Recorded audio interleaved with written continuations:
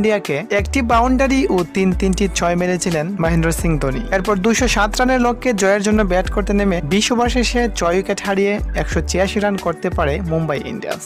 মূলত মহেন্দ্র সিং ধোনি, ঋতুরাজ গায়কোয়াড় ও শিবম দুবের দুর্দান্ত ব্যাটিংয়ে এবং মাতিসা পাতিরানার কিপ্টে বোলিং এর জন্য মুম্বাই ইন্ডিয়ান্সের বিপক্ষে 20 রানের ব্যবধানে দুর্দান্ত জয় তুলে নিয়েছে চেন্নাই সুপার কিংস। মুম্বাই ইন্ডিয়ান্সের হয়ে 63 বলে 11টি বাউন্ডারি ও 5টি 6 মেরে 105 রানের চমৎকার একটি ইনিংস খেলেছিলেন রোহিত শর্মা। তবে এদিন মুস্তাফিজুর রহমান খুবই করচে বোলিং করেছিলেন এবং মাতিস পাতিরানা খুবই ভালো বোলিং করেছিলেন। 4 ওভার বল করে মুস্তাফিজুর রহমান 55 রান খরচ করে নিয়েছিলেন একটি উইকেটস এবং অপরদিকে মাতিসা পাতিরানা 4 ওভার বল করে মাত্র 28 রান দিয়ে 4টি উইকেটস তুলে নিয়েছেন। দুর্দান্ত বোলিং করে ম্যাচ জয়ের পর ম্যাচ শেষে পুরস্কার আনতে গিয়ে উপস্থাপকের প্রশ্নের জবাবে মুস্তাফিজুর রহমানকে নিয়ে মাতিসা পাতিরানা বলেছিলেন, আজকে যদি আমার পরিবর্তে মুস্তাফিজ ভাই এই 4টি উইকেটস পেত তাহলে তিনি আবারও পার্পল ক্যাপ হোল্ডার